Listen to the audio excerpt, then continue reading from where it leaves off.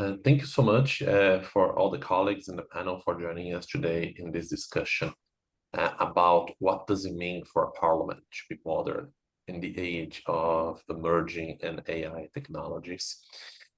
It's a pleasure to welcome esteemed colleagues from all the parliaments represented in this panel here today, and the colleagues in the audience as well. Just a reminder that this session will be recorded, and we are going to make it available in the coming days for all the colleagues that were not able to join it at this particular time. So thank you so much. Before we start, I am advised to reinforce the information our staff sent on the chat, that colleagues in the audience that wish to change the language in which they read the subtitles from Zoom, they should follow the instructions on the chat. The panel will be conducted in English, but colleagues can choose the language of their preference and in the Zoom settings. So I highly recommend you to follow these instructions on the chat if you require interpretation. And additionally, I'd like to welcome every one of our esteemed participants here today, Mr. Arturo D'Antonio from the Chamber of Deputies in Italy, Mr. Klaus Koggel from the Bundesrat of Germany, Mr. Claudio Nazareno from the Chamber of Deputies of Brazil, Mr. Jonathan Ruckert from NovaWorks in Australia, and Mr. Wade Ballou from the US House of Representatives. Before we start, I will share a little bit on the structure of our panel today. I will invite every one of our participants to introduce themselves briefly, and then to each one of them to have their opening presentation or considerations about this topic. And then we're going to move to a series of questions that I have prepared to each one of them. Time permitting, we're going to open up for questions from the audience. Colleagues of the audience that wish to pose a question, if time allows it, we will be able to turn on their video and audio to pose the questions.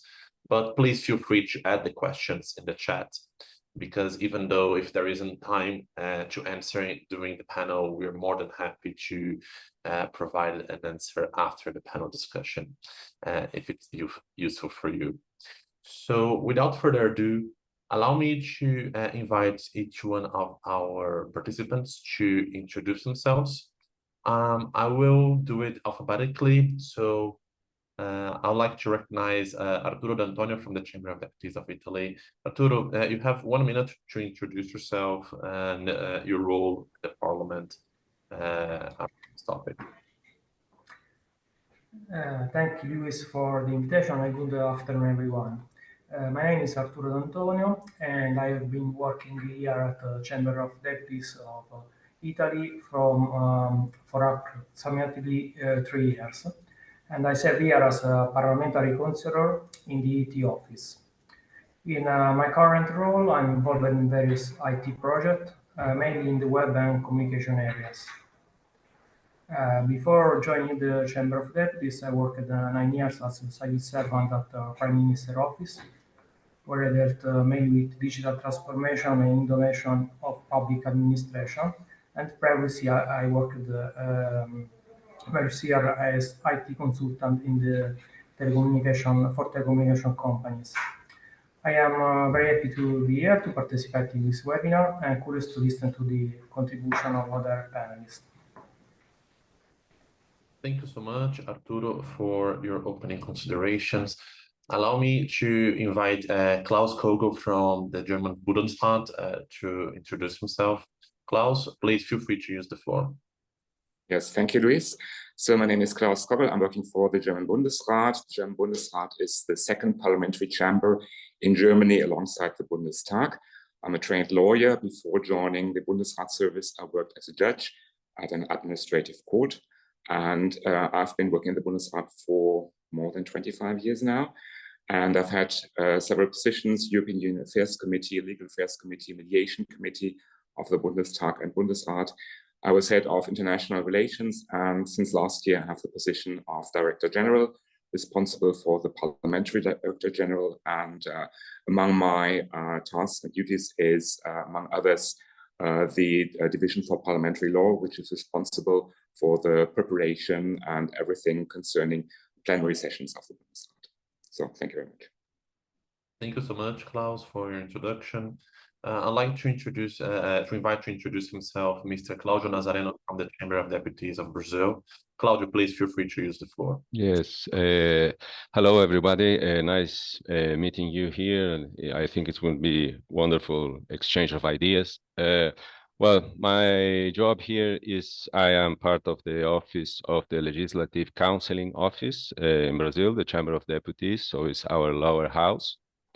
And I'm a senior policy specialist in the area of ICT. I've been working for more than 20 years now at this office, and we have been developing several projects in ICT and automation, and we will talk a little bit about it later on. So thank you very much.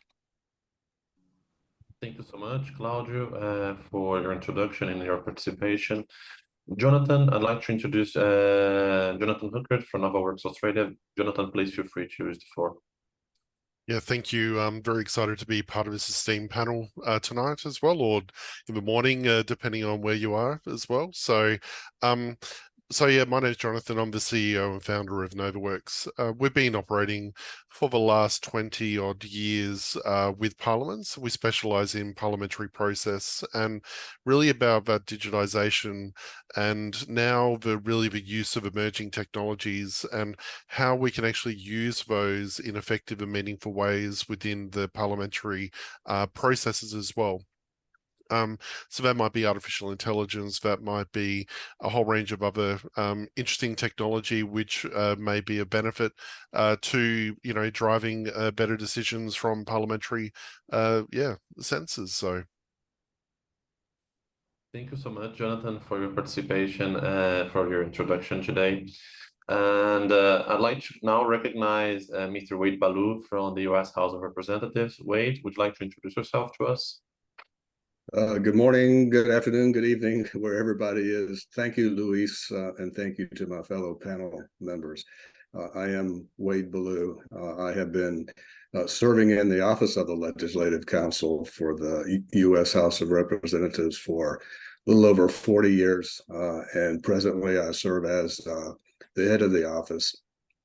I have been in a number of subject matter areas, the longest of which is in tax, and almost all the way through I've had a side interest in IT and technology, and that's how I've gotten pulled into all of this.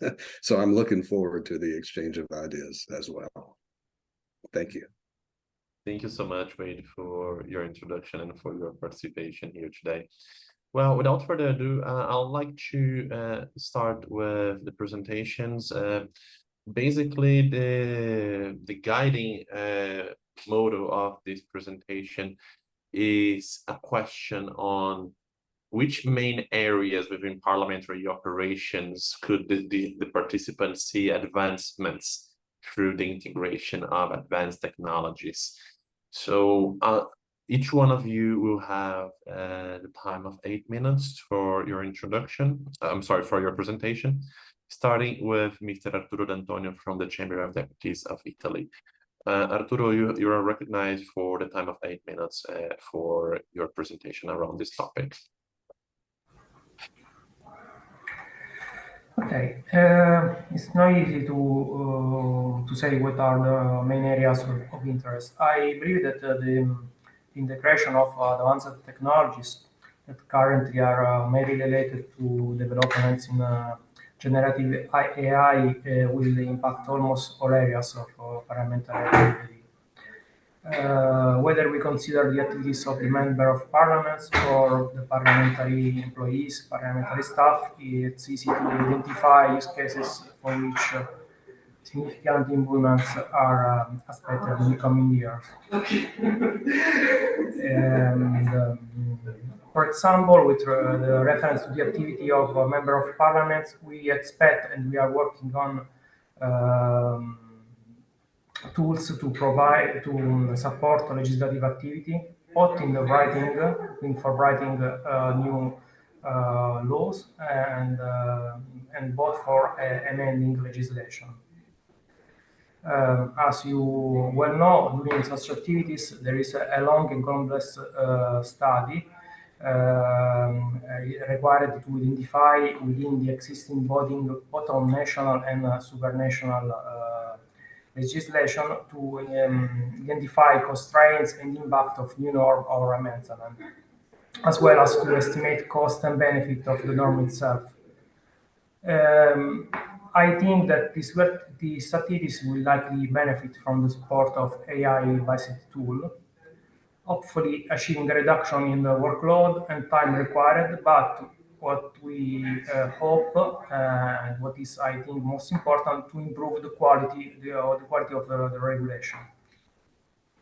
Currently, we as Chamber of Deputies of Italy, we have already some solution in place to support these activities.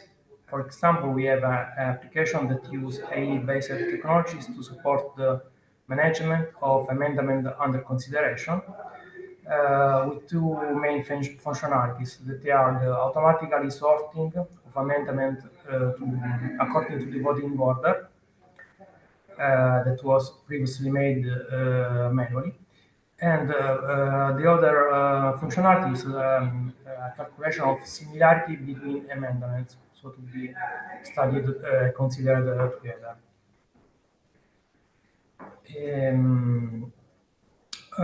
Regarding the activities of the staff of the parliamentary employees, we hope that in the future will be available more and more advanced tool that relieve them of part of the task of searching for documentation or regulation, or generally speaking, from information retrieval, that is a very labor-intensive activity, so they can concentrate on the activities with greater added value. On this area, we currently have application with automatic speech recognition that we use both for support scenographic reports and for the real-time subtitle of live broadcasting of our house sessions. Another area that is, in my opinion, very promising is transparency and knowability of parliamentary work. We as Chamber of Deputies already make publicity available through our website without authentication and so on.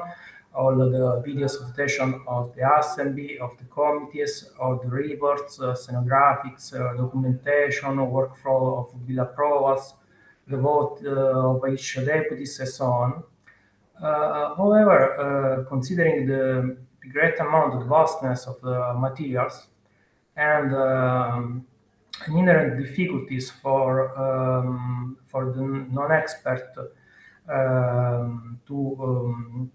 to find the desired information document can be very complex.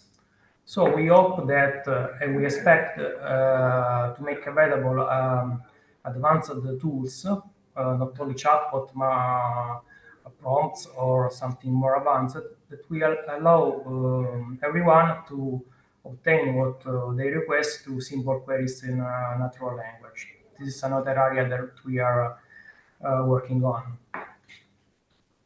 We are currently working also with universities and and also in collaboration with other public institutions in Italy. In conclusion, I think that the interest in advanced technologies and I repeat, in this phase, in particular on AI-based technologies, are very high. As I said, we are working on different projects with different partners, so universities, private companies, so like Microsoft, Google, and so on, and public institutions. But I want to stress that given the role and the task of parliamentary institution, all what we are trying to obtain must guarantee in all cases the fairness and the impartiality of our tool and application. That won't be easy since we know that the AI-based solutions are affected by hallucinations, so they can endanger the fairness of the results, and also they are affected by bias, so they could endanger the impartiality of results. So this is, I think, one of the greatest challenges we are facing. Thank you so much, Arturo, for your opening presentation on the experience of the Chamber of Deputies in Italy. It's my pleasure now to recognize you, Claus, to make also your presentation in 8 minutes. Please feel free to use the floor. Yes, thank you, Luís. Thank you for inviting me and giving me the chance to share my experiences and my views on this panel. Before outlining parliamentary operations which could see advancements, I would like to outline the parliamentary operations which already have seen advancements in our chamber and the Bundesrat. The first thing we've been using for more than 10 years is translation tools in our language service, which has proved to be quite efficient and quite successful. They're getting better all the time. Second project, we have nearly introduced electronic files, nearly in the whole Bundesrat administration. We are about to complete this project, which has brought great advancement for us. Then one tool where we already use AI, it's a vote counting system, which we have installed 2 years ago in the Bundesrat. I have to explain this to our audience because the Bundesrat is a little bit unique concerning its composition and procedures. In the Bundesrat, we have 16 federal states. We have among our members no parliamentary or political groups. So when you take a look in our plenary hall, you see 16 desks and the votes are cast by a show of hands. Each state has 3 to 6 votes. And it was quite a challenge to count these votes because it was a task of the speaker to always count these votes by hand. And so we introduced this new system 2 years ago with 12 cameras in the plenary hall, and the cameras can easily detect on which desk a hand is raised, how many votes are attributed to the federal state, and delivers within seconds the result of a vote to a screen at the desk of the presidency. So this is a great advancement for us, and the counting of the votes is much quicker, and the exactitude is about 99%. Another thing is the analysis of large data sets. We have in Parliament, let's just say for the Bundestag and the Bundesrat, a joint database where all parliamentary documents, all parliamentary proceedings since 1949 until now are recorded and can be researched. So, but at the moment it's only text documents, and now I come to the next stage. Where could we see improvements in the next years, in the next time? And this is one thing. What's still missing is a search tool, an AI-based search tool for photos, videos, working via face recognition, which could easily facilitate our work. And that's one thing. The second thing is the installation of a voice recognition system, especially for preparation of minutes for our committees, for the plenary, for the subtitling of recordings, transmissions, videos of plenary sessions. And at the moment, we are testing several tools together with our colleagues in the Bundestag, because our intention is perhaps to use the same tool in the future. Another tool which will be used in the future will be a tool for the preparation of summaries of complex legal texts and documents. And because sometimes we have documents up to 500, 600 pages, which have to be summarized on one page, or for press releases. And one of our member federal states in the Bundesrat has tested such a program in the last months. And we have a meeting with them, I think it's in 2 weeks' time, where they're going to present us the results and their experiences. And then we'll see if this program is an option for us. But in the long run, I think this tool will be indispensable for all parliamentary administrations. Then we have another project in the course of the year. It will be an internet relaunch of the Bundesrat's website. And we are planning to establish a system comparable to ChatGPT on our website, because we have got some feedback from our users. Users like, for example, politicians, journalists, they prefer the classic website. but for example, users like politically interested citizens, young people, students, they prefer a ChatGPT solution where they can ask a complex question and our system delivers a tailor-made solution for them. So, and the last point, which is quite a challenge, or which will be quite a challenge for us in the next year, will be the installation of a so-called e-legislation procedure. So that's a very big project, and the aim is to establish an electronic legislative platform where all actors in the legislative process are involved. This is the federal government, the federal ministries, the two parliamentary organs, the Bundestag and the Bundesrat, and for the final stage, also the federal president who promulgates all the bills being adopted by parliament. And this system will work with an editor which enables the creation and editing of draft regulation, which can be transferred between all participants in the process. And one important tool will be a separate content data standard, which has already been developed. And with this data standard, the aim is to map the legal structure of a draft bill being elaborated on this platform. So you have the structure of the bill, of the regulation, and you just have to fill in the contents. So that is the long-term perspective which we try to achieve. But this is quite a challenge because you have several actors to put on this platform. You have to create the technical conditions to realize this. It's extremely, will consume a lot of financial means, and it will be a project which will take us, I think it's a question of some years until it will be running, but it's worth doing so, and it's one of the biggest projects which will, I think, give a completely new structure to the legislative process in Germany, and it involves all actors involved in the process. So these are the areas that from my perspective, or from the perspective of the German Bundesrat, see the possibility or the necessity for advancements through the integration of new technologies in the future. So thank you. Thank you so much, Claus, for your opening presentation and your considerations in the experience of the German Bundesrat. Now it's my pleasure to recognize Mr. Claudio Nazareno from the Chamber of Deputies of Brazil. Claudio, please feel free, you're recognized for the time of 8 minutes for your opening presentation. Okay, thank you, Luis. In Brazil, the Chamber of Deputies, we are also doing lots of projects, and it has various applications. As my colleague Claus just said, we are trying to use this on the plenary to help to identify who's speaking and putting the title on the TV, and also to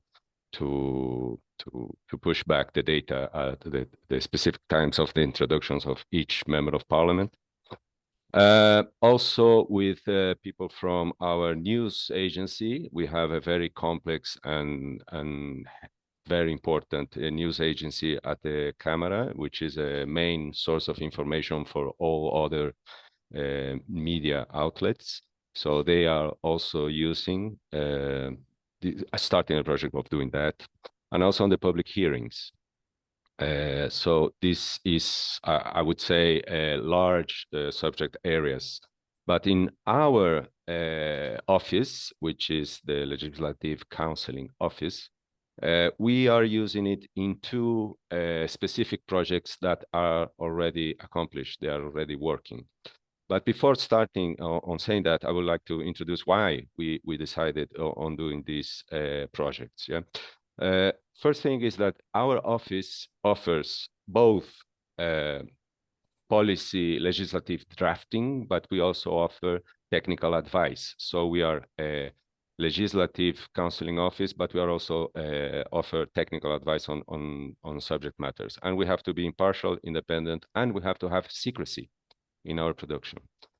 So this gives a big constraint on what kind of things can we do and share with IT companies or developers. Also, why we decided that we have to embrace these new technologies is because everybody knows the speeding of politics time, yeah, the speeding up of politics. Now everything has to be quick, and all the subject matters appears from night to day, and you have to solve quick things very fast. And also, because of or as a consequence, the digitalization of everything, now you have more opportunities to have public hearings like we are doing now. So we have seen an explosion of public hearings, explosion of committees. So we have much more meetings now that need to be recorded and we have to follow. So we are in a constraint of shortage of people, actually, and more service to be done. So how can we cope with that? Only with the use of technology. Also, we have, because of the speeding, and everybody knows everything now, or at least our members of parliament, now we have much more blending themes, yeah? So such as, I don't know, service dogs in airplanes. So what kind of matter is that? Is it transportation? Is it personal rights, or is it health? Or what about pregnant students? If they can have absent leave in the education system, will they have more time to complete the graduation? This kind of blending offers much more difficulties to us. And also, I think it's a problem of all modern economies, the pension reforms, which gives lots of people just reformed, yeah? So we do need to do more with less people. So this kind of constraints took us to have to develop AI within our office. So we have other, as I mentioned, we have the other projects going on at the whole Câmara, but at our office of legislative counseling, we have to use it because we have less people and more work. So the two main projects we have accomplished, one is for the proper distribution of the requests, and the other one is in the looking for similarities for prior requests. So we have these two systems. Well, the first one, the distribution, is because of all these blending teams and all this rapidness, we have to distribute to the right person in the shortest amount of time. So we have to read the information, and our AI, it offers a percentage of a certainty. So it says that maybe that request can be to this or to that counselor or our policy specialist or our area. We have 22 different areas here in our office, roughly the same amount as committees. So one is that we have to distribute to the proper person, and AI helped us on that. And the other one is the look for similar proposals. So let's say that a member of parliament asks for some information or some draft of a bill or on some specific topic. We can search similar things that are either working on the process on the parliament, are still on work, or we can search for the one that did something similar, so we can exchange information. So these are the two main projects, and I think they are working just fine. And for doing that, there was we had a very big constraint because of, as I said, of our secrecy. We couldn't share this information very easily with the developers. So at first, we had to do joint research with our University of São Paulo, USP, which is one of the biggest in Latin America. So we had this agreement. So we had to set an IT space without being able to having any leakage of data. So because you couldn't say that this or that member of parliament asked to do this or that because our security agreement. So we had to set up a special environment so they could access our database, extract the data, learn, do the process learning, the machine learning, and then return the system for us. So first we had to do this, set up a very specific, tight, watertight ICT space. So, and then we had to train the base. To train, we had to open our database, but within those constraints, as I said, and we had to train it with new material, which is evolving all the time. So it doesn't matter to train a database with old topics. We had to train them with new topics. So we had to create artificial requests. So we have done more than 2,000 artificial requests of drafting of bills or informations or studies. And we trained, we gave him the results so he could learn of our inputs. So within that process, it took us more than roughly 1 year. We could develop these both two systems, and it works rather well. It doesn't work 99%, but they are improving. They are improving a lot, and I think we can say that we are nearly 90% of accuracy. So these are good projects that we have accomplished, and we think they're going to evolve a little bit more. And as our colleagues, as Claus said, yes, we are looking forward to use it in different aspects of our work. And as I said, the public hearings, proceedings, and reports on special committees are a thing that we need to address, because if you have a special committee or a parliamentary inquiry committee that lasts 1 year, and then you have to resume all that information in one report, it takes us a lot, and we need special tools for that. So I think it's a never-ending, process to acknowledge the use of these tools. But it's no way we can work without it. Not anymore. The speeding up process and the human constraint we have just can't make it as not to use those. So that was my point. Thank you. Thank you so much, Claudio, for your opening presentation, sharing the very interesting case from the Chamber of Deputies in Brazil and the Ulysses AI suites. Well, now I'd like to invite Jonathan Ruckert from NovaWorks Australia to make his presentation and opening considerations. Jonathan, please feel free to use the floor. Yeah, excellent. Have you got a copy of our presentation I sent through, Louis? Great. Sorry, sometimes when I share on the screen, it's my camera starts flickering, so it's easier for Louis to share. Excellent. Yeah, so yeah, thanks very much.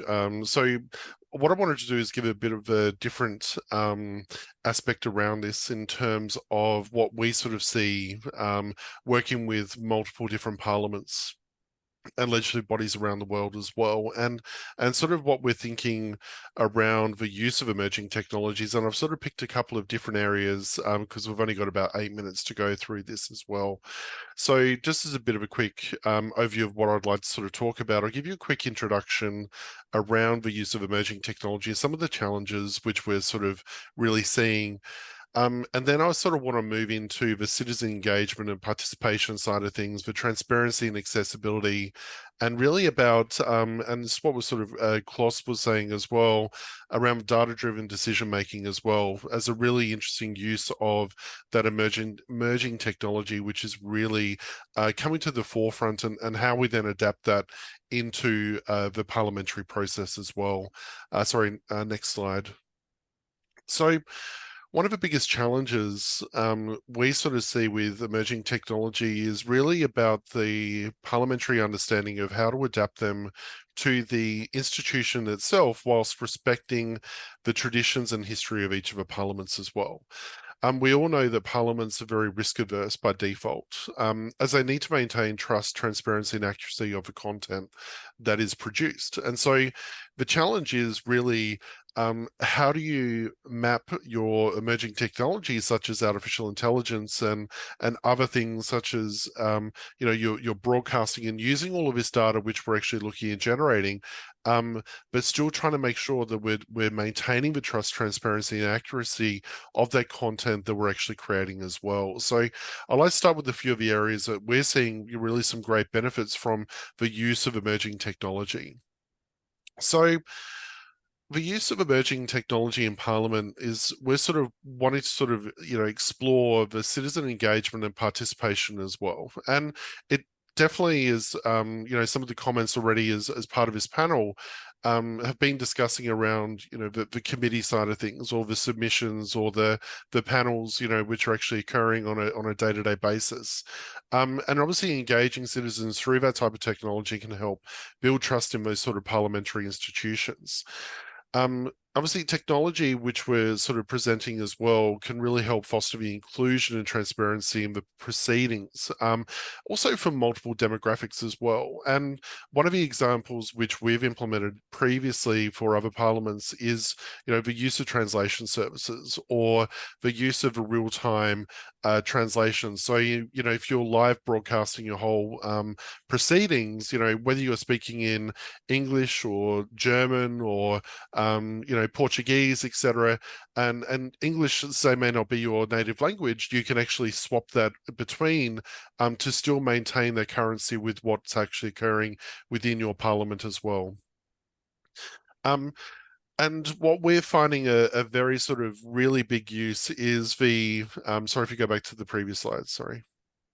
Is the use of artificial intelligence to supplement official formal content that is easier for the public to understand. So we've seen a lot of movement, and we've implemented some really good situations and technology for document summarization, but also the use of what we call natural language as well within artificial intelligence. So with some of the content which we create within the parliamentary context is very legal, on purpose, because it has to be very clearly defined, very set out. There's a very defined process around that. But from a general public point of view, or a general citizen point of view, that can be sometimes really hard to understand what the context is, or a range of other aspects around that. So we've invested a lot of time and effort into developing those sort of models which we can summarize content, say, of a 1,000-page document, down to, here is a 2-page summary as an example, or a 10-page summary, depending on what the requirements are. But also the simplification of that language as well, so that the content of the legal side of things, moving it into a bit of a more of a natural language point to then publish that to a real life scenario. One of the biggest sort of things, and one of the things which we are finding now with content which is also being created, the interactions with parliaments, is really that sort of ChatGPT for, ChatGPT sort of type of experience with parliamentary data as well. And what we've found previously is that a lot of search engines which have been designed in the past have really been designed by people who understand the data. They understand the content, they understand a lot of the information and the processes which occur within Parliament. So in order to actually really truly engage with citizens who don't necessarily interact or understand all that sort of very complex and big data sets which Parliament does actually produce, the use of natural language to search for data in meaningful ways, against a very structured process or unstructured process, is really, really important. As you can sort of see, I've got a screenshot, on the side where we've developed interfaces such as, well, what were the bills introduced today? Or what happened in question time today? And even from a legislation point of view, you can actually use that in the drafting as well now, where you can go, if we were to introduce this clause, will that impact, or what legislation will that impact as well? So there's some really novel and interesting use cases when you start to look at those sort of things, and how that can then really drive that sort of engagement, and also making sure that you're making good policy decisions around that. Obviously, social media channels is really important these days around voicing opinions and contributing to policy making as well. We're doing other things from that as well to make people accountable as well, such as like on questions on notice. Automatically tagging, when somebody says, I'll take that on notice. We can use the video broadcast and use the AI translations or the transcript to automatically flag certain key events to actually make sure that we insert that into the appropriate records as well. So if we can move on to the next slide. One of the really big things I'm sort of a big fan of is around data-driven decision-making in parliaments. And when we look at data within Parliament, one of the sort of biggest drivers around this, and one of the biggest areas of improvement that we've seen, and a lot of adoption around the world from a parliamentary sense, is really about adopting open standards. So we look at XML, or we look at open data sets, etc., being a lot more available now, say when they were like 10 years ago as an example. And we really do find that, data-driven decision-making will enable better operational efficiency in Parliament. But one of the, key issues is really about processing the amount of data that is presented and being consumed on a daily basis as well. So whether that be new legislation and be amendment bills, or be committees, or a whole range of other things occurring within the parliamentary context, there's a lot of data being generated, and that data generated has been back to the 1800s, for example. So, and the use of that, of looking at data of where you have been, say 100 years ago to where you are now, is really quite an interesting level of data. And what we're starting to see is actually other parliaments looking at other parliaments' data, which is publicly made available from other parliamentary processes, and actually ingesting their content into their own models as well. And the reason behind that is because if you're looking at introducing a new law, or introducing amendments to certain laws as well, it's really interesting to understand what other jurisdictions have actually gone through and been through in their own journey as well. So there's no reasons that you couldn't actually take into consideration a lot of that other content, apart from your own just internal content as well. So we're seeing a lot of movement around the use of shared information and open data sets within a lot of the parliamentary space as well. So I think it's really important to start to really treat that sort of data in a really meaningful way, but understanding what the sort of risks and challenges are around that as well. So, for example, I had a discussion, I think it was a couple of weeks ago, around the use of artificial intelligence across a wide set of data. And when I say a wide set of data, data which may be 1800s through to, the current day. And what we were sort of discussing was really what are the impacts of, trying to train data which is, say, spoken in a very different way in the 1800s or the early 1900s up to what is current, and how people then want to interact with that current data may be very different to how they want to interact with the historical data as well. So there's a lot of things which we need to consider when we're actually looking at making those sort of data-driven decisions in Parliament as well. So I think I've sort of made up the 8 minutes or so around there. So yeah, thank you for your time and your consideration. Thank you so much, Jonathan, for your presentation and your opening considerations as well around this topic and the experience you have with NovaWorks and working with parliaments around this topic. Wade, I'd like to recognize you also for the time of 8 minutes to share your experience from the U.S. House of Representatives perspective, from your office of the Legislative Council, and how you have been using and you envision to use these technologies on your work. Please feel free to use the floor. You have also 8 minutes. Thank you, Luis. It is very tempting to say all of the above describes us in some form, and my 8 minutes are over. We share a lot of similarities, I think, with the House of Deputies in Brazil. And so a lot of what is happening there either is on our radar or is of interest to us in particular. Where we differ is we do not do the kind of technical advice that I think I understand happens there. There's another office in the Congress that takes on that function. And so for us, as we look at and think about AI, I think the big word in the Congress is caution. And as I look around the Congress, I see AI and advanced technology really being adopted in areas of low risk right now, and that as experience and confidence is gained as a result of that, we'll move to higher risk projects. So as an example, in the Library of Congress, they are using optical character recognition to be able to translate the documents and into a form that the blind can either use or in speech where they can hear.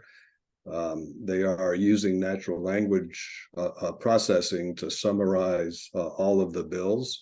And the key reason for all of that is, like in Brazil, we have a duty of confidentiality, and we must be nonpartisan. And so we will not summarize what a bill does for others. And so that work is left to the Library of Congress for them to do. As well, there is ongoing work and interest now in being able to receive and summarize all of the public comments that come in to assist the member in understanding where their particular constituents are on a piece of legislation. And that is happening as well in our secondary law area. That's what we call the secondary law for us is our regulations, all done by agencies. And there is a important public comment process there, and they are using more and more AI to receive, work through all of those kinds of comments. In addition, our General Accountability Office, which is part of the legislative branch and is responsible for auditing throughout our federal government, and then providing reports back to Congress on the use of funds, is using some neural networks for copy editing on their reports, so that they have a high standard of how their content is presented. They are also engaging in a project to be able to synthesize and bring together the data that they collect in all of their audits to get the bigger picture of what is happening with federal spending. They have or are in the process of using their own data and turning that into their internal large language model, so that gives them more confidence in the results, and of course the control that all of us have. Other areas that are underway and that people have an interest in is using AI to support various operations where people provide assistance, help desk kinds of operations to provide insights into the kinds of issues and problems that come to them so that those can be addressed on a more systematic basis. We are using AI internally as a method of quality assurance.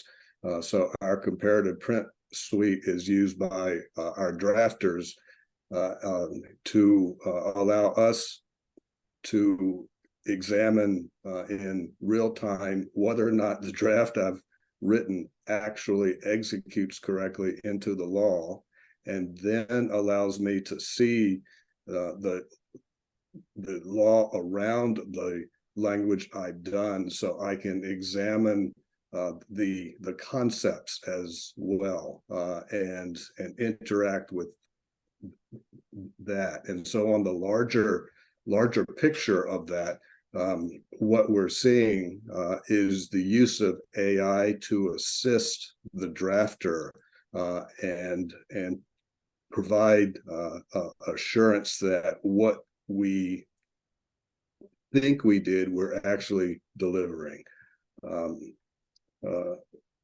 So a lot more that we could say, I think, which we'll get into later, but dealing with the risk, dealing with the governance that needs to be in place is an important thing going forward, so we have a good basis on which to build with AI. And then I know in a bit we'll talk about the impact on people.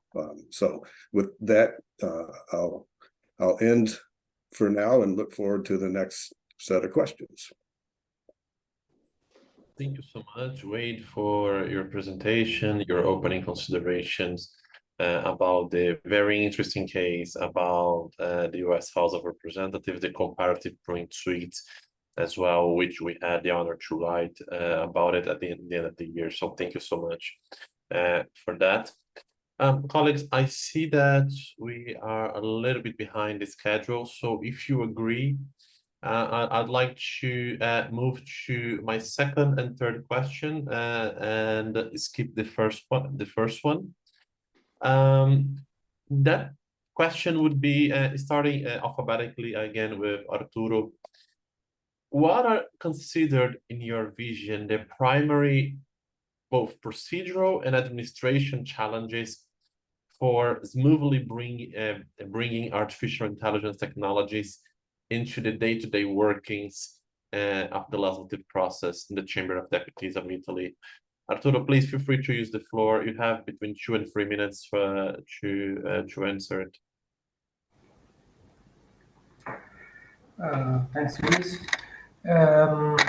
The Chamber of Italy has from long time introduced the IT application to support the legislative process, such as for the submission and management of amendment. So both the member of parliament and the employees of parliament are already accustomed to using IT tools in the legislative process. This does not detract from the fact that the introduction of new and increasingly advanced AI-based tools will make us facing challenges that will undoubtedly require prior sharing of the purposes and how to use such tools with the end users. Another, I think, important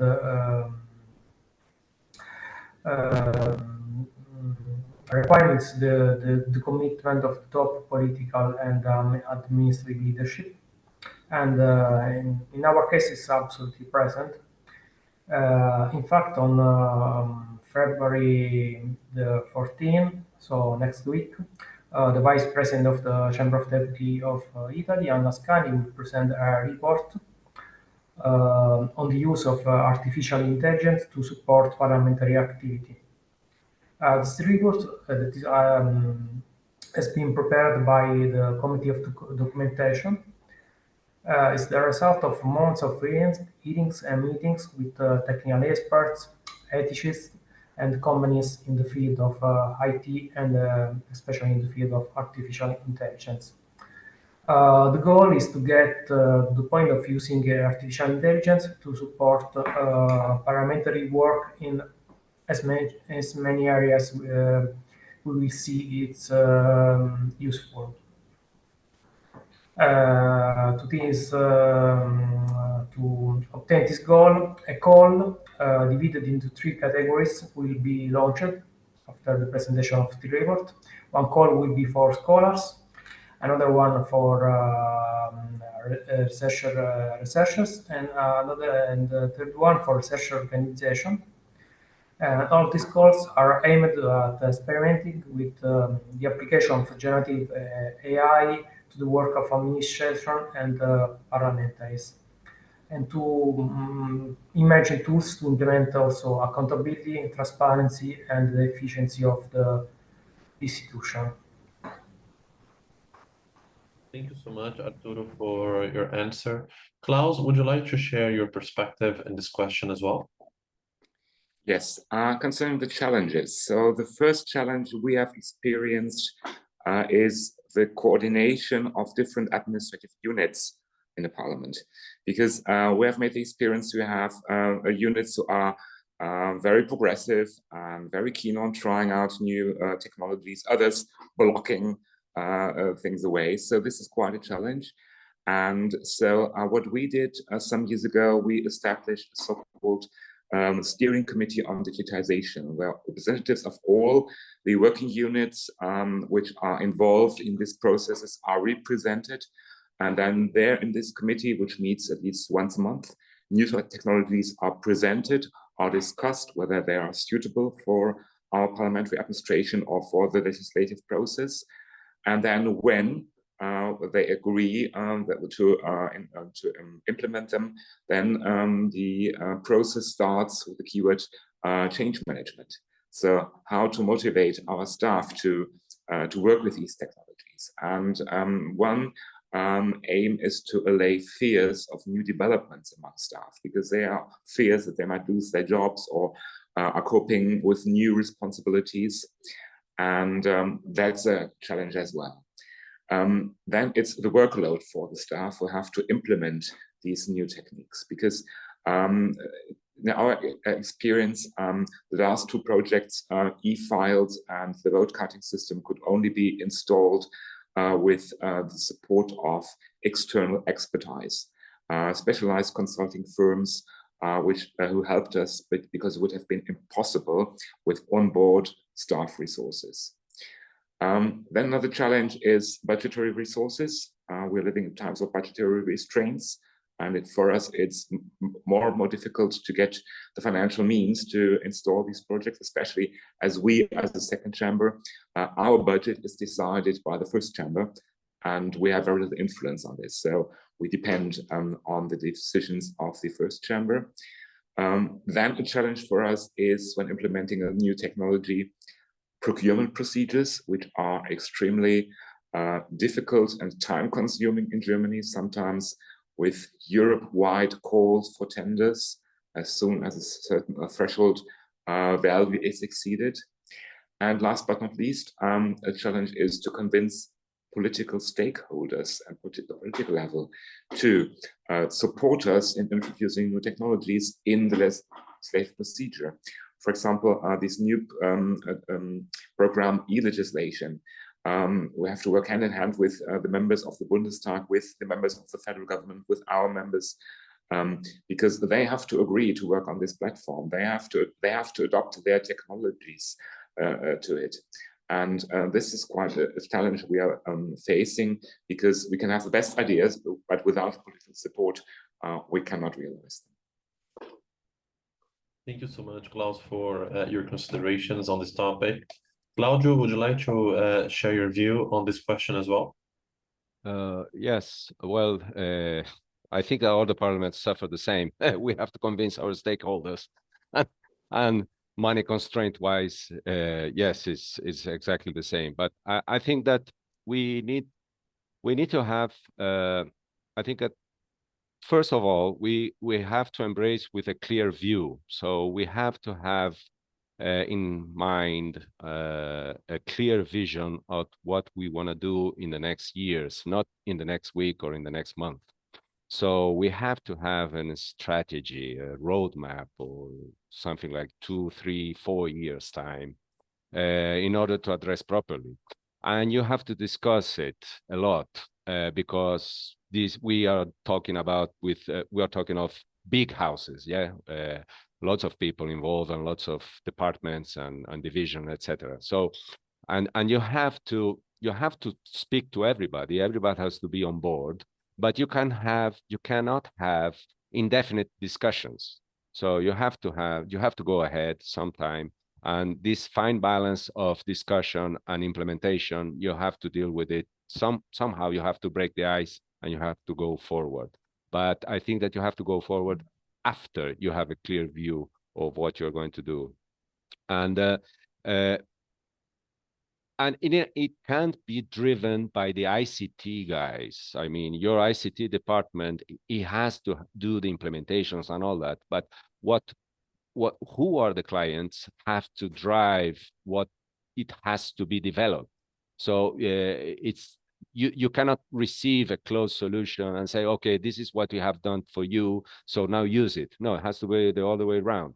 We need these, so please develop that. It sounds dumb to say that, but it happens all the time. Yeah, you receive a piece of equipment or of software, and it doesn't work the way you want it. You have to have ICT team in-house. You have to have. You have to contract, but you have to have people in-house because they will customize, they will do all the stuff, but you have to be able to know how it works, how to maintain, who to contact, etc. So you need to have people on board in-house. There's no way it works with a closed solution bought in the market. Also, afterwards, you have to test it a lot before the procurement. Before the procurement, you have to test it because after you buy it, it's job done. You cannot do anything. And also, you have to separate budget for training because it's always a challenge to test a new tool, and you have to train properly.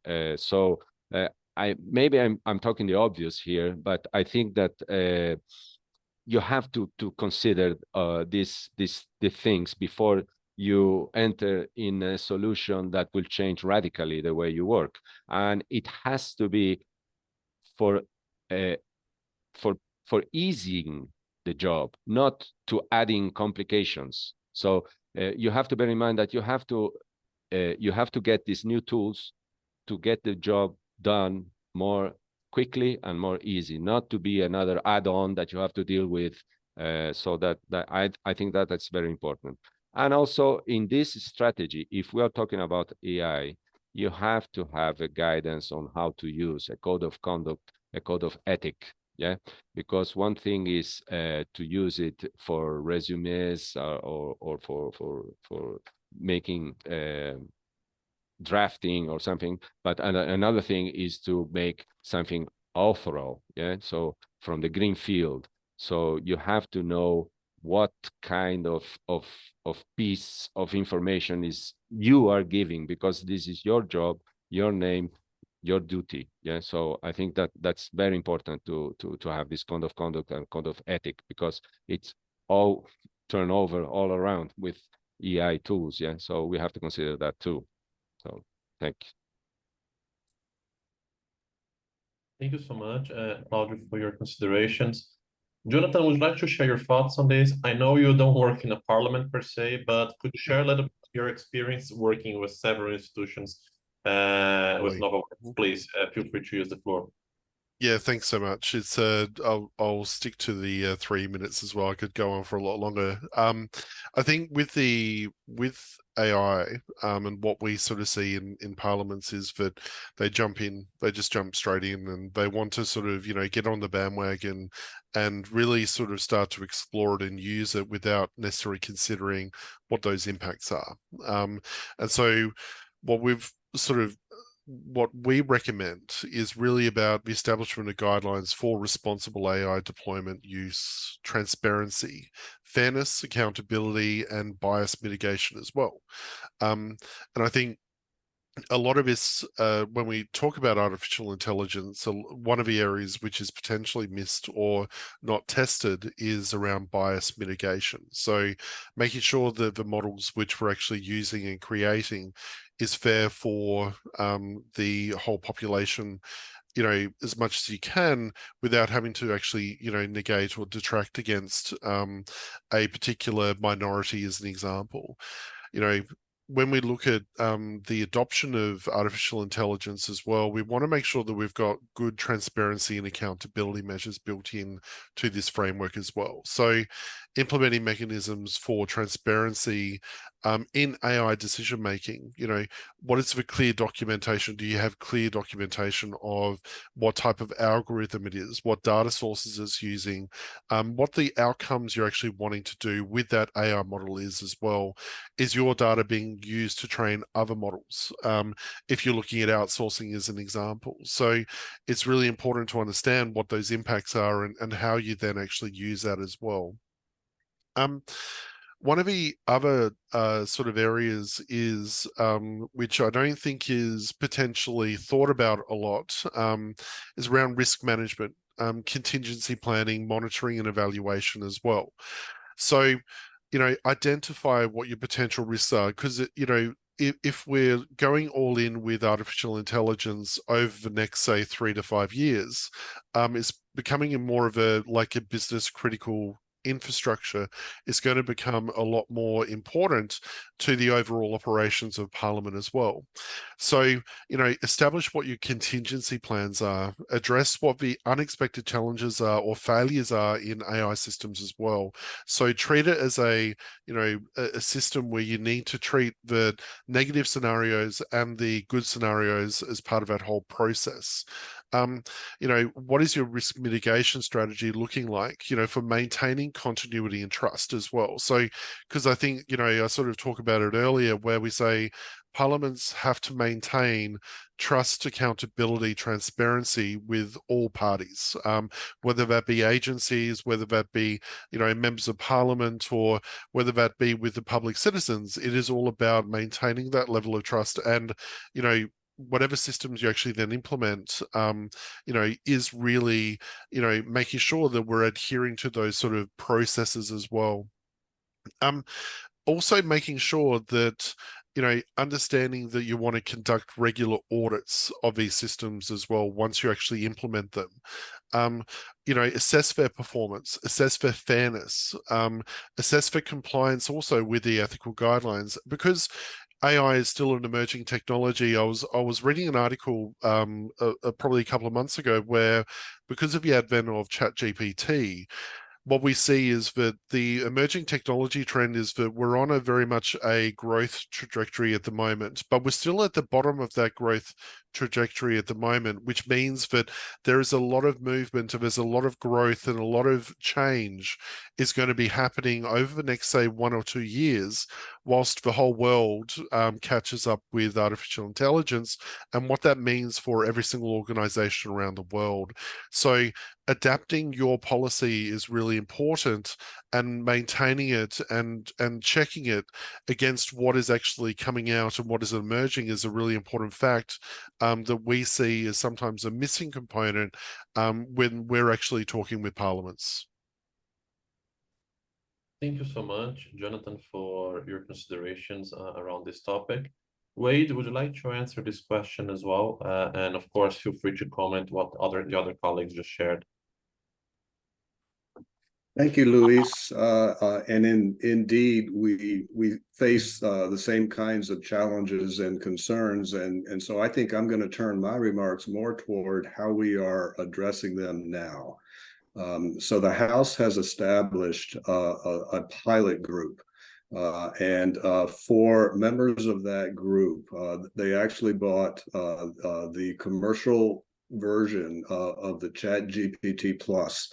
And gave each a license.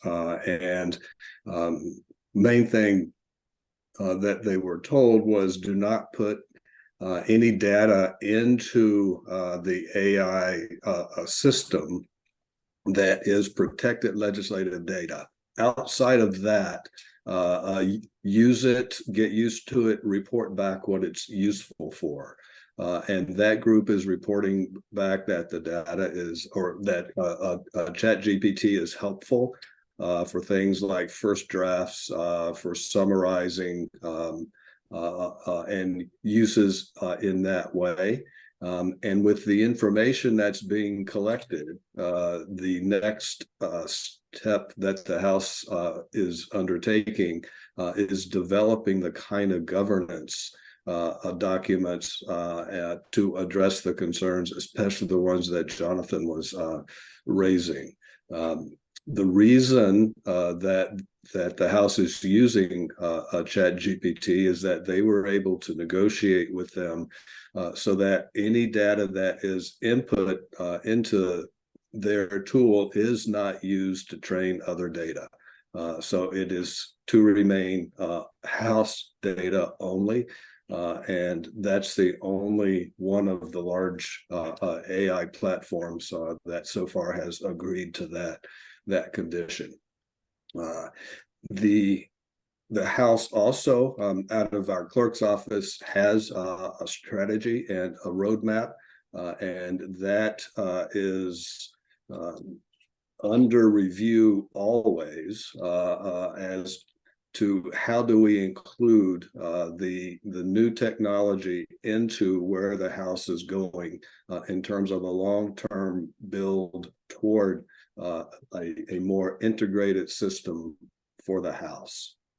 It's not just happening in the legislative arena itself, but AI is also being examined for use in the procurement process.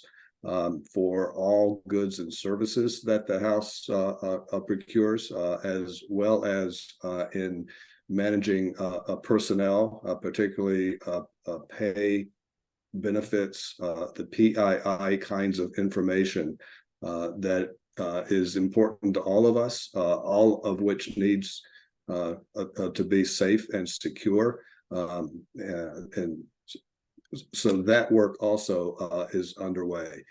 It's complicated by the fact that the Congress is mostly a large group of independently operating units, and a command from the top typically does not work all that well, and so coordination is required.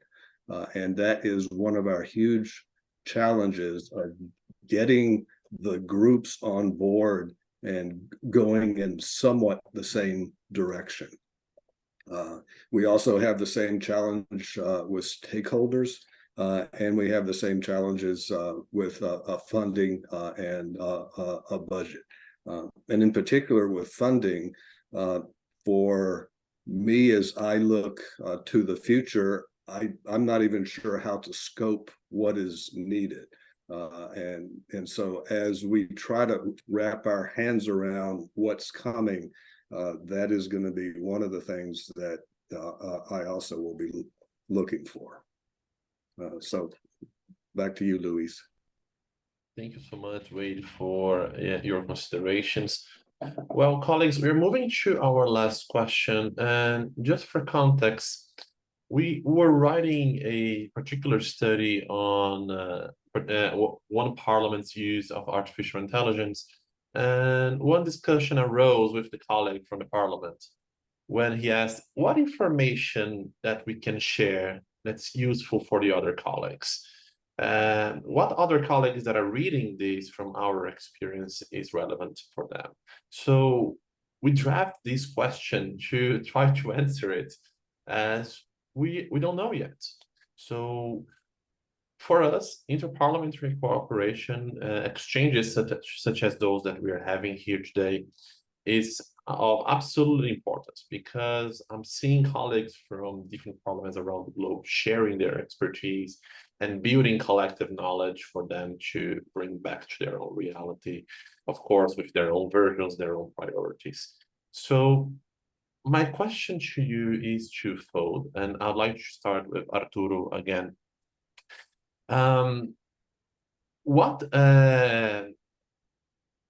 What are the key factors or pieces of information that are essential for you to evaluate an AI project from another parliament, another subnational legislature, and its compatibility with your own specific needs?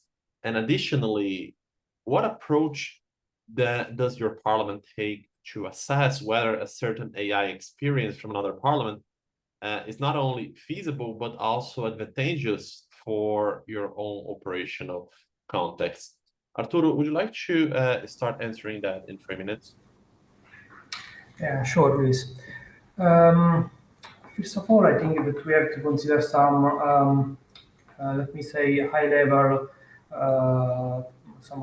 topics. That is the compatibility of the constraints that each parliament gives itself in the use of these instruments.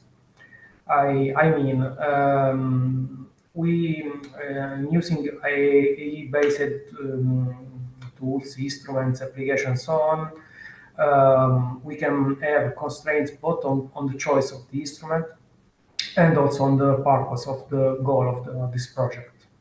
With regard to the choice of tools, there are very important aspects to be evaluated with respect to the neutrality of this tool, the knowability of their logic of operation, and the ownership of the data and the information that are entered by the user while using this application. As I think Claudio Nazareno said before, it's our name, our duty. So I think that we cannot lose control on the processes that allow us to obtain results, whether they are impact analysis or suggestion for enhancement or any other use case that we have spoken about before in this webinar. So this is one, I think, high-level factor to consider. The other high-level factor I remind is the kind of goal that we want to obtain with the use of AI. I mean, the use of AI pose also some serious ethical and privacy issues. For example, some use case also regard, I don't know, the prediction of a person behavior. So we can imagine scenarios in which we can predict the reaction, the response of the vote of a member of parliament.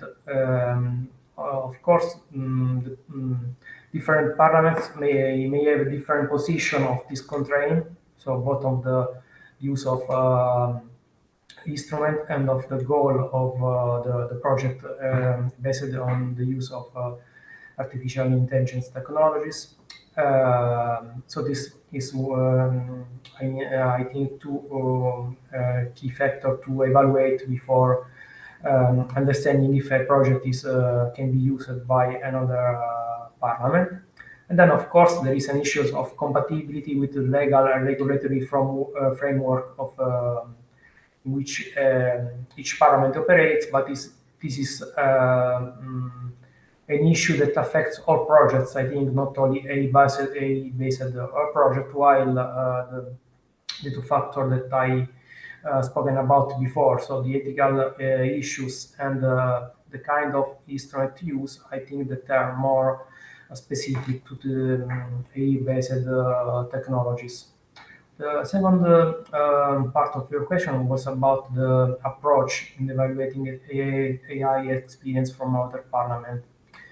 Well, we don't have at the moment, let's say, a structured approach. What we try to do is to be aware of all the project by participating in a mutual exchange moment like this, like the meeting of the Interparliamentary Union, like a meeting at the university level and so on. Then if interesting project or experiences emerge, we dialogue directly with colleagues from other parliament to get in more details of the project, understand whether they are actually usable and can bring benefits in our context.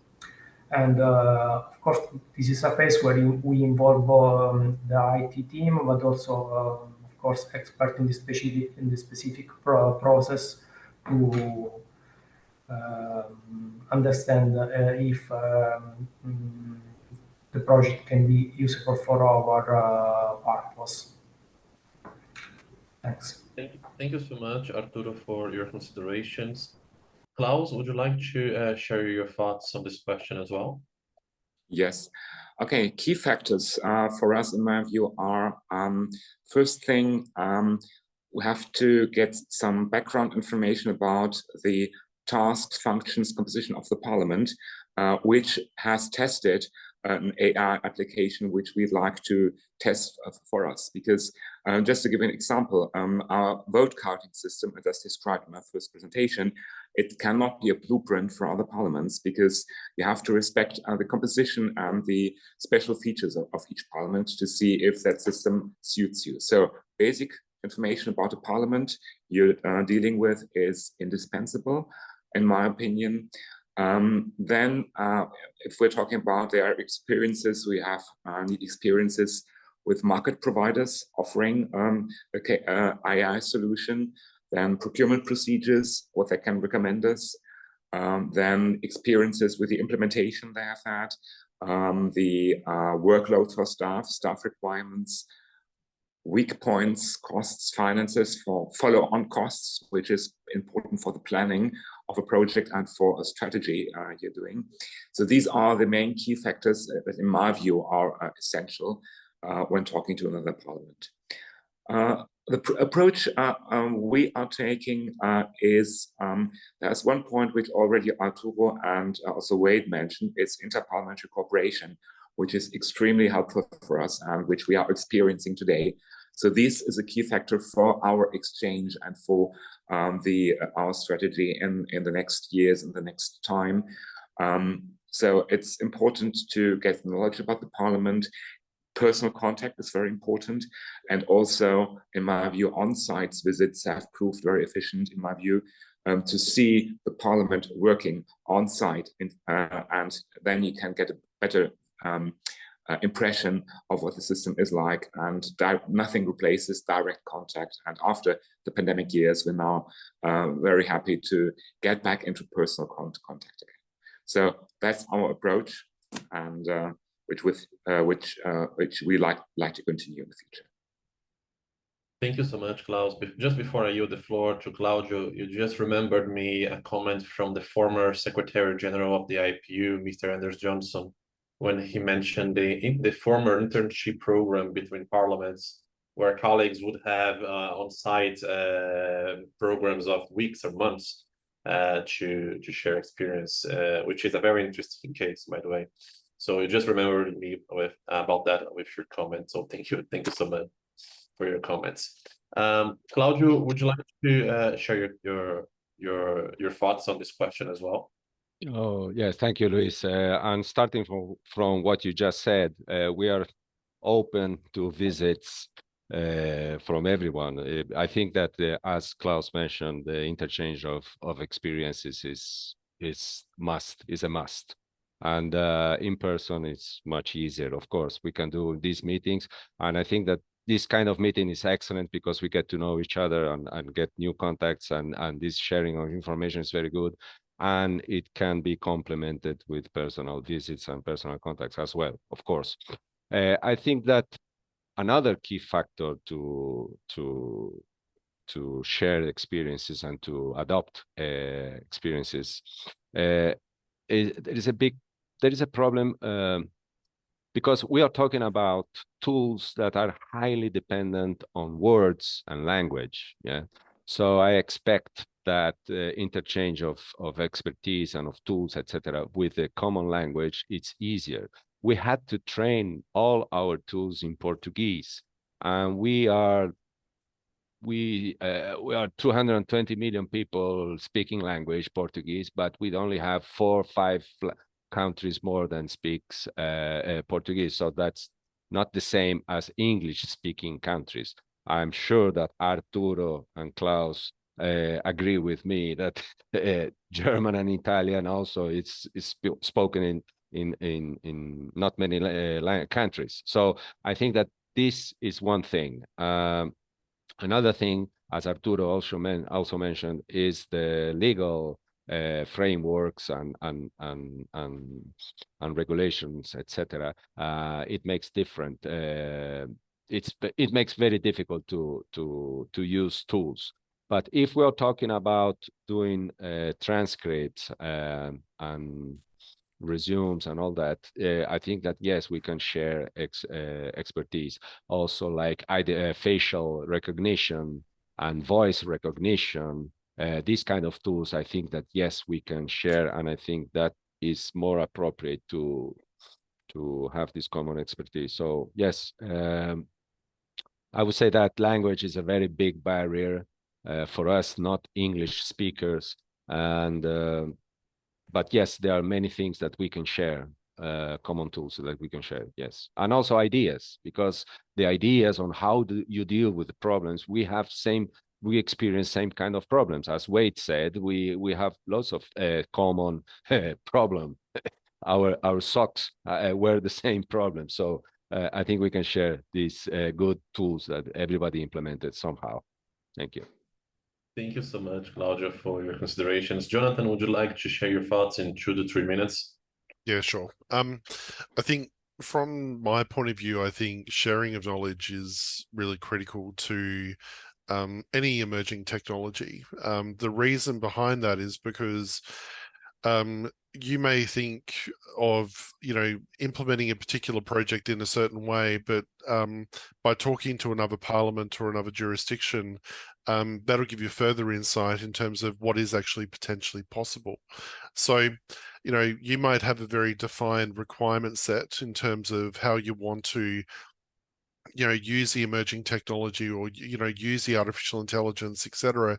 But by talking to other people, it also may broaden your horizons, or and you could go, well, actually I could use it actually for this use case, or I could use it for this or this or this, or I didn't understand that this is actually possible or that isn't possible, and here are the pitfalls, etc. So I think definitely that coming back down to what Claus was saying as well, that sort of sharing and the getting in front of the actual customer or getting in front of a parliament, understanding how they use it day to day is really critical to understand whether you could actually adopt it in a successful manner as well. So that sharing of information is, I think, really quite critical in that whole situation.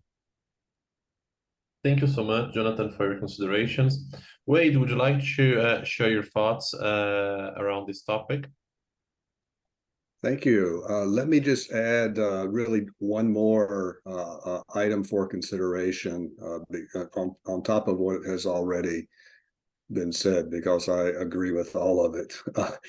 And that is understanding enough of the culture and the operation of the system in its original that we would want to import or use or copy in some way, because I'm going to have to set that within my own a system with its own culture, its own traditions. And then it is going to end up modifying my context somehow. And the better I understand and anticipate how that modification happens, the better I am able to land it and work the change management side, both with staff as well with the stakeholders who ultimately will decide yay or nay. Back to you, Luís. Thank you so much, Wade. Thank you all of you for your participation in the panel today. I apologize for the little overtime we had. If you agree, I'd like to yield 30 seconds to each one of you just for your farewell message before we conclude. Arturo, would you like to share your farewell message with colleagues? 30 seconds. Yes, just to say that I believe that we are in an extremely interesting stage, but also a stage where the hype about AI-based technology is very high. And so it's not very clear which of the many potential of AI will yield the most concrete and usable result, and which ones will be disappointing or at least not usable in the parliamentary activities. Of course, collaboration between parliaments will be useful to go together during this exciting journey. Thanks. Thank you so much, Arturo, for your participation today. Claus, would you like to share your farewell message in 30 seconds as well? Yes, thank you. I'd like to give an answer to the question, the title of this webinar. What does it mean for Parliament to be modern in the age of emerging technologies? And after our discussion today, for me, the answer is, first one is being open for new developments, new technologies. Second, the courage to initiate changes, change management. And the third one is to have a clear vision, a strategy, and a roadmap for our future activities. So I think this can sum it up this way, and this is for me the core essence of this afternoon's discussion. So thank you very much for it. Thank you so much, Claus, for your participation and for answering the question of the debate today. Claudio, would you like to share your farewell message in 30 seconds as well? Well, thank you very much, Luis, for having us in this meeting. I appreciate all the comments, and I think we all gain with this kind of meeting. Unfortunately, it's online. Perhaps we can do it physically with proximity. So yes, and it's a leap forward. Yeah, artificial intelligence is a leap forward. We really don't know very well what's going to happen, but we have to embrace. So we have to embrace and try to do it in the best way possible. So we don't know. We are just exploring. Thank you very much, everybody. Thanks. Thank you so much, Claudio, for your message and for your participation today. Jonathan, would you like to share your farewell message in 30 seconds too? Yep. Yeah, just wanted to say thank you to all the panelists, and obviously Luís for a range of this has been very beneficial for me, understanding what the challenges and unique sort of situations where and the challenges of each individual parliament and what they're going through as well. So yeah, I wish you well on all your journeys, and yeah, hopefully we can, as Claudio said, meet up in person at some stage. Thank you so much, Jonathan, and thank you for joining such a late hour in Australia. So much appreciated. Wade, would you like to share your farewell message as well in 30 seconds? I too want to offer thank you to all the panelists and to you, Luís. And my final message is proceed with caution. At the end of the day, AI does not vote. AI is not a constituent. AI is not a member. AI is not a staffer. It is simply a tool, and a knowledgeable use of that tool is really important. Thank you so much, Wade, for your final considerations. Thank you, all of you. Thank you for the audience. And we finish today's session here.